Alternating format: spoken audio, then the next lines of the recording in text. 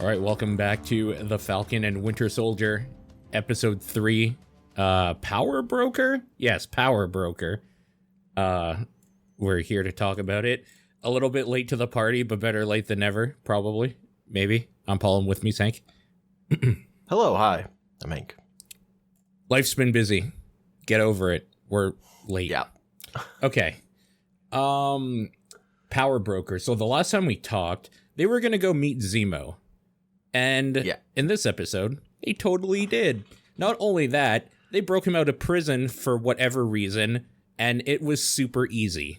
They literally just, gave him a little note, basically, and he did everything himself. They kind of didn't even break him out of prison, if I'm going to be completely honest. He kind of just did himself. Bucky just starts a fight. Yeah. That's about it. It's really fucking weird. Okay, so Zemo is... The reason why they broke him out is because he has information that could help them stop the Flagsmashers. And, he causes basically a mini fight riot thing that's going on that allows Zemo to basically take down a guard, dress as him, and then walk out because this is actually the worst prison ever. Pretty simple. I mean, he did basically... he was basically in jail because he surrendered himself. He did what he had to do at the end of Civil War. So I guess it's not that surprising that he's just there. He was just in that prison by his choice, sitting in that room, reading. And it is very Machiavelli. It is very specifically also just a normal human prison, even though much more powerful people want him imprisoned. He is in a standard penitentiary that drug dealers or dudes that got pulled over drunk would be at, essentially. He just out of prison, which is kind of hilarious considering who he is in this universe. So this is the start of what I'm going to say is this arc where this show decides to do way too much shit, not put enough time into any of it, and ask you to care about a lot of stuff that is kind of important but doesn't earn anything. So this is kind of the start of it. So Zemo, they talk to Zemo, they have a conversation, he agrees to help them, and they break him out of prison in literally 5 minutes. It is extraordinarily fast, and there's a reason, because there's a lot of shit that happens in this episode. They go to... Apparently he just hates super soldiers now? He specifically hated the Avengers for Sokovia in Civil War, but now he's just I hate super soldiers, except for Captain America and Bucky. You guys are cool. Yeah. He very specifically has a part where he's just Steve Rogers was the exception. Every other super soldier should probably just be dead or not existent. So it's okay, well, apparently he was really into Machiavelli. He's completely changed a lot of weird grandeur ideas and revenge plots to just being men with power can't be trusted, essentially. And that's kind of his whole thing now. So they go to Madripoor, which is this the first time we've seen Madripoor in the MCU universe? I'm pretty sure. Okay. Madripoor is a place that has always existed. And frankly, it's pretty important. It's a pretty big place. It's kind of weird that we're seeing it in a TV show for the first time, but it's cool. This TV show has the backing of Disney, so they have the money to not make it a small shitty little green screen effect or whatever. It's a full place with a nightlife and whatnot. And I guess one of the funny thing is, first of all, they don't have to dress Bucky up at all because the Winter Soldier exists in this criminal underground. They know Zemo, and they know those two kind of are not working together, but it's his dog, essentially, the Winter Soldier.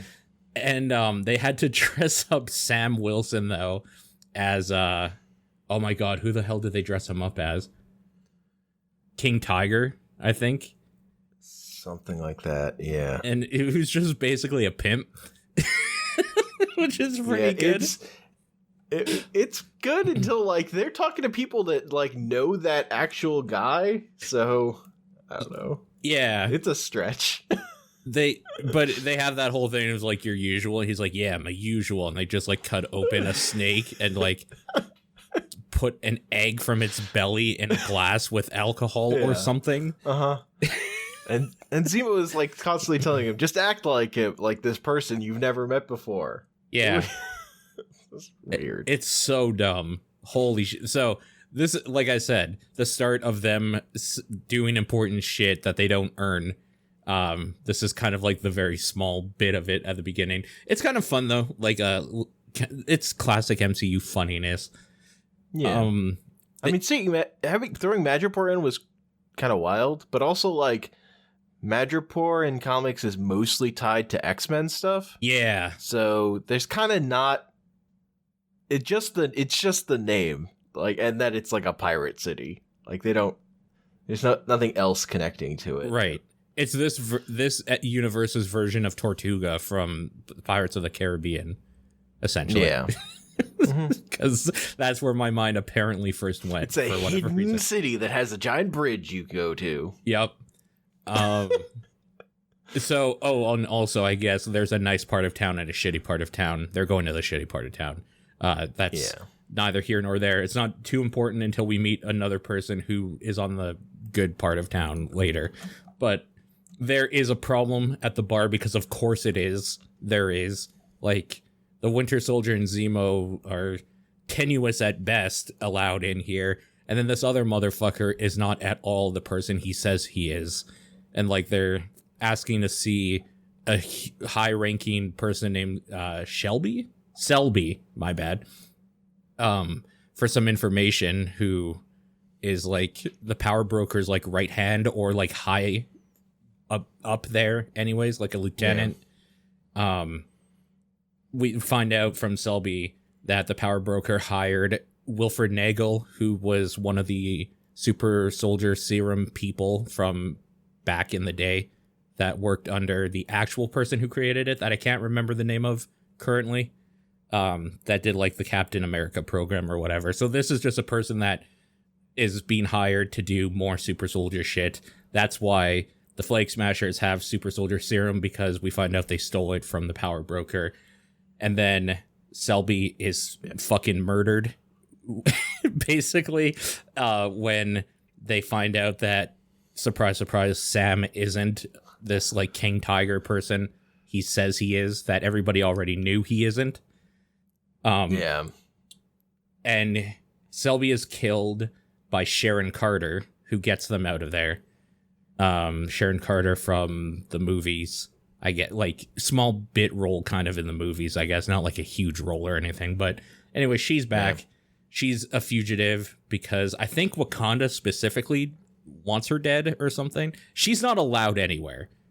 She's, like, she helped out the fugitives, essentially. She helped out Cap and Falcon when they were in some bad trouble with the government, so the government doesn't want them. She's not allowed into Wakanda for whatever reason. I can't remember. She's stuck in Madripoor, essentially. Yeah. Sharon Carter in the movies is Peggy Carter's, like, great niece or whatever, and who Captain America also made out with. Yeah. Weird in the movies. Yeah. Yeah. That he goes back to be with Peggy makes it weird. Like, she was just a straight up SHIELD agent until she became a fugitive, right? Yeah, she is a boring character in those movies. Like, Sharon Carter is a great character in the comics. Yeah. In those movies, she does nothing. She's almost like a secretary or something. Yeah. Yeah. In this, she's more badass, so there's that. But again... they gave her more to do. But again, they kind of didn't earn that, so whatever. It's fine. I can understand that if she's, like, living on the off the grid, rather, in, like, a criminal-sanctioned haven or whatever, she would have to be a badass, so it's fine. It's whatever.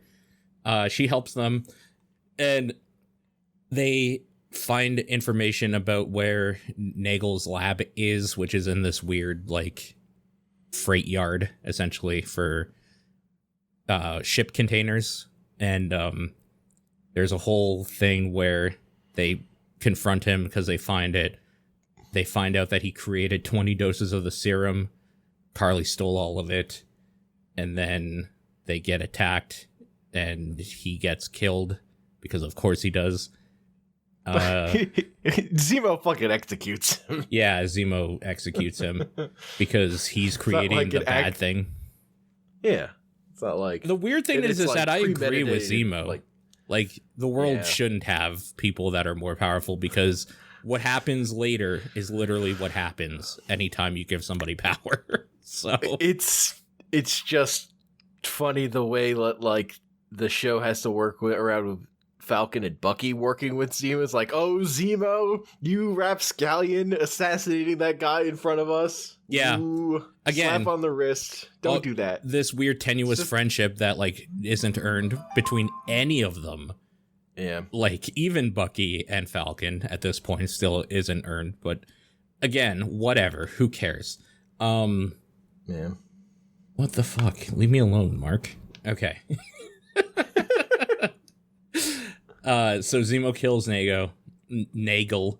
They get away.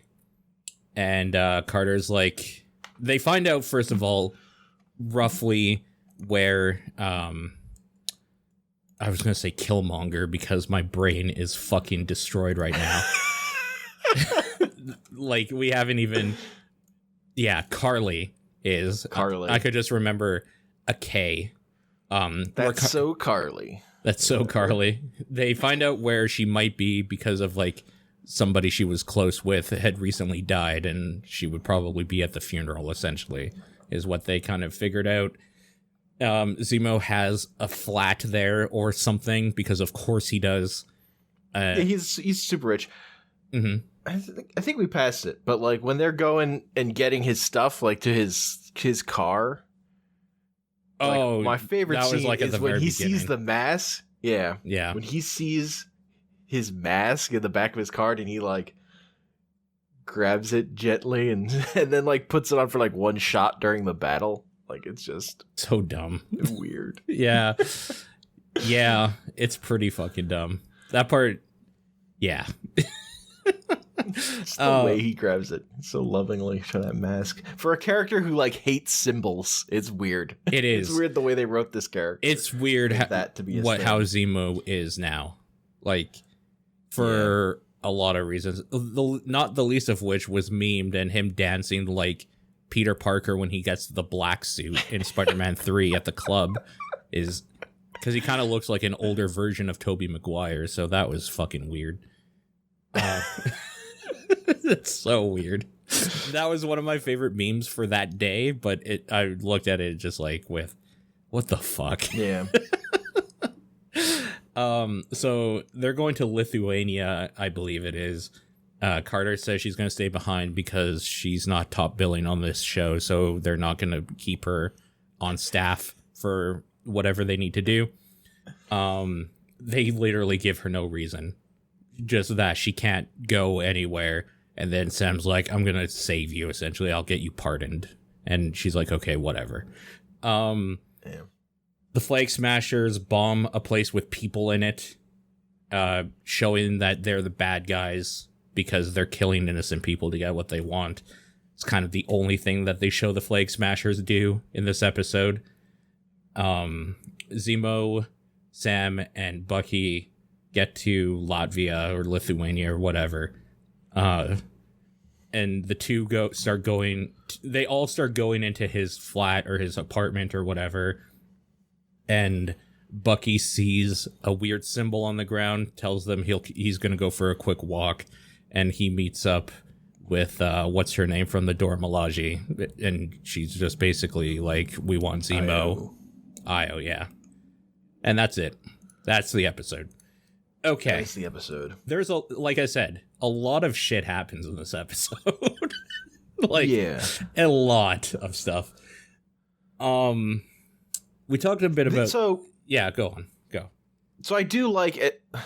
In this episode, I do like at least the weird energy Zemo introduces to the show, and it's just like he's has a plan and he's doing stuff, whereas like our heroes are kind of morons. Totally. So, yeah. It's at least something. Yeah. True. I don't know that it went anywhere, but you know, at the in the time I was into it. Sure. It's fine. It's not like terrible or anything. It's just this is so there's a point where I start to kind of hate the show, and we're going to get to that because we're like to show the man operating the wizard behind the fucking thing here. We're doing 3 episodes in one go here because we've been backed up. This just kind of represents to me the start of that stuff. Like, so for me, the thing I respect the least in these shows at all is them just doing the MCU thing of, oh, we're doing fights, isn't that cool? And it's like, well, you could do something cooler because you have a longer form thing that's episodic that you could actually take some risks with, because it doesn't have to make $20 billion or whatever. Like, you could actually try some stuff, and they're not. And this is kind of the start of that, where, yeah, there's like a fun scene in the bar. There's like a cool little weird situation where the power broker's figuring them out, and there's like a fight in the freight yard or whatever. But I don't fucking care about any of that. Like, yeah, that's all shit I would see in one of the movies. But like, you should be doing something a little bit better instead of rewriting characters in a way that makes them almost the antithesis of what they actually did or believe. Specifically, Zemo is what I'm talking about. Zemo undergoes a weird transformation in this whole series, and like it gets weirder actually. But like, this is kind of the start of it. It gets much weirder. Yeah. Here it's just like, oh, he hates super soldiers. That's his thing. But he's also like cool with Bucky. That's fucking weird. I do think the fight in the shipping container area is probably the best fight in this show that we've seen. It totally is. Like through episode 5. Whoa. Like Sharon Carter like kicking the crap out of those dudes is pretty good. No, she's really good. It's like probably the least cool that the other two specifically do. That's fair. Well, Bucky kind of just sucks in this show so far. He doesn't fight all. He throws that pipe at that one person and like, you're right, hits their shoulder. True. That's one brief moment. But like, I don't think the fighting in the show has been particularly great. But I Sharon Carter's fight holding off everyone, just being pissed they're taking so long, I think is the best fighting the show's done. I agree. That's because I think that's the bigger problem is like, like they're doing fights, but like the fights aren't very good. They're not great. Yeah, and also because probably they don't need to be, because it's a show. Like, why at that point? Why even bother? Like, have the smaller characters have their moments, like Sharon Carter being a fucking badass is dope.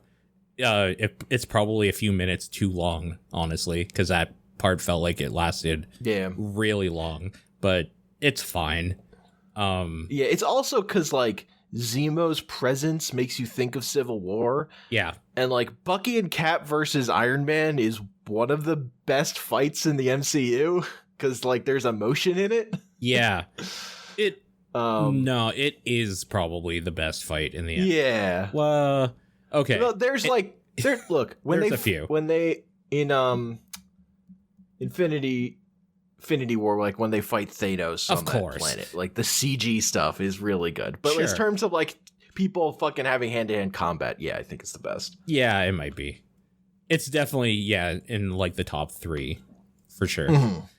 Yeah. And then this is just kind of like, it's weird because at first it kind of felt almost espionage-y what this show was going with.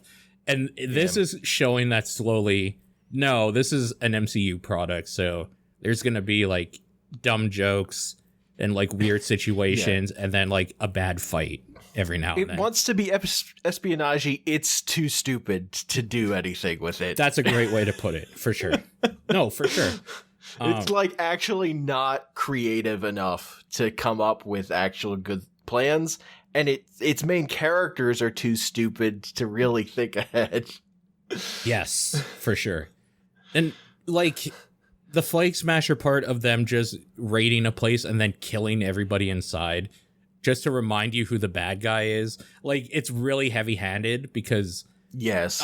So the one thing I really feel they could have done, and they kind of fucked this, they started fucking this up. They fucked it up here, and they really fuck it up later on, is I really like the tenuous, like, there's no black and white, the world is gray sort of thing. And they kind of had a little bit of that here, but stuff like when you just show the bad guys and they're like, oh, now we have to kick a puppy to make you realize that you hate these people. This is what they're doing, is that they're trying to like really demonize certain people at certain times rather than like, it's just muddy. Like, that's life, dude.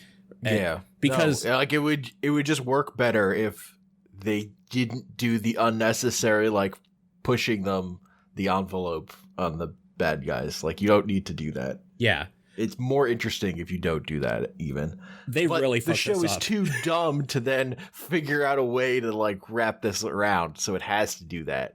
Right. Like, Zemo is only here as like we need something to move the plot. Yeah. Like considering we've kind of seen the end of his arc, like he doesn't really have a plan. He's just here to make plot happen. Right. And to get Wakanda involved. Because, of course, we have to do something a little bit more. I will say, the way this episode ends is fucking dope with her standing there. It's just like, oh, shit. I think the show does, like, last, like, splash page ending's pretty good. It like, really we'll get does. to another one that's really good. But I think they've all been good. Them just being like, we should go visit him. It's like, all right. Yeah, let's go see Zemo. Like, that's pretty dope. And then this one where she's just like, where is he or whatever, is just like, holy fuck, it's so on now. And then it kind of, okay, I'm gonna get ahead of myself. Let's just end this episode now, because even though there's a lot of things that happen, there's actually very little to talk about like cool stuff. The cool stuff is we finally see Madripoor, like, in anything. Including X-Men stuff, I think, movie-wise. Yeah, no, they haven't adapted Madripoor in any of that stuff. Right. So that's very cool, first of all. What else? Oh, Sharon Carter going from like a shitty secretary background character from being an agent of S.H.I.E.L.D. to like this badass on the run, like, I don't know, vigilante in the fugitive world is fucking dope.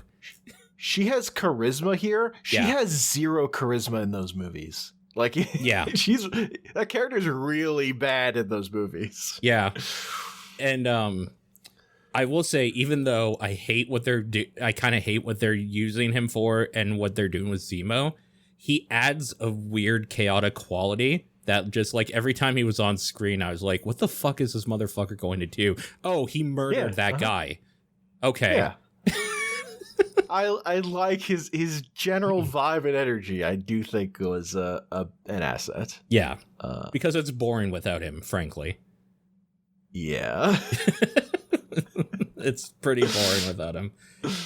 He got to wear his mask, even though I wish it didn't have eye holes. Yeah. Yeah.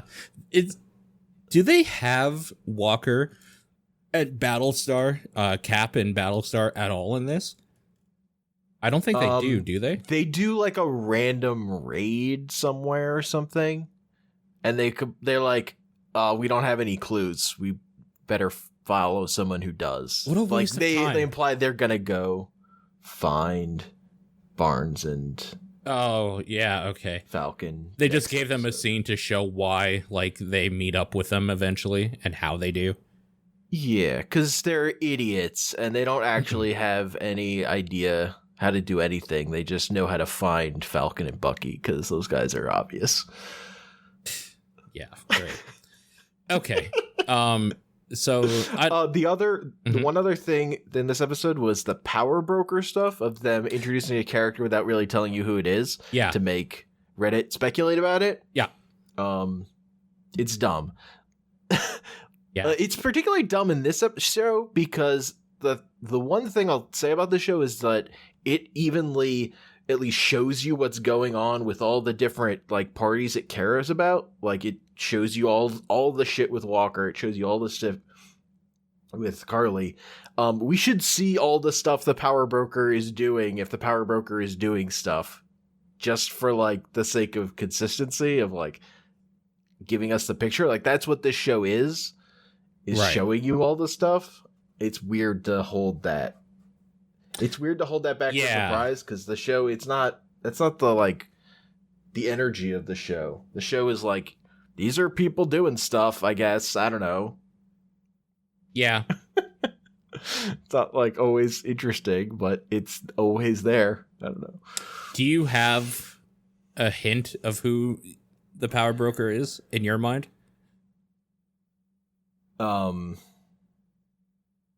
Other than it like seems like it could just be Sharon.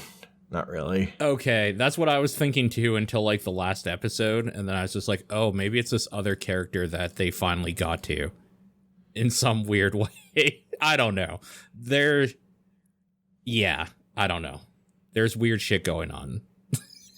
Later on is what I'll say. Yeah, but, I mean, most of the, like, I'm used to, like, Mystique running Madripoor or whatever. Sure. Like, it's so tied up in X-Men stuff that, and I don't think they're going to do any of that. Yeah. Actually, I'm sure they're not going to do any of that.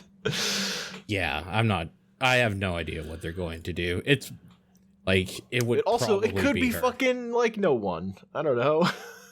Yeah. I feel so burned after, like, fucking The Contact in, oh, yeah. In WandaVision was fucking literally nobody. He was a, like, engineer.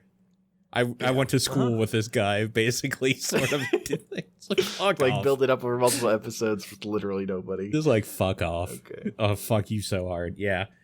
Yeah, like, and even if it is, so, like, this show hasn't earned that. Totally. It hasn't earned a reveal. No, totally. I agree with you. Maybe the Power for a Broker movie. literally hasn't even done anything. Like, they're not. Yeah. Like, Karli's given free reign, and we're at the last episode. Like, come the fuck on. Yep, for sure. Okay. Any other closing thoughts? Nah, that's it for this episode, I think. Okay. Well, thank you, faithful listeners, for listening. We'll be back, and the conversation, maybe only on my side, is going to get a little more sour as we go on. So look forward to that if you want to. We'll see you next time. Peace.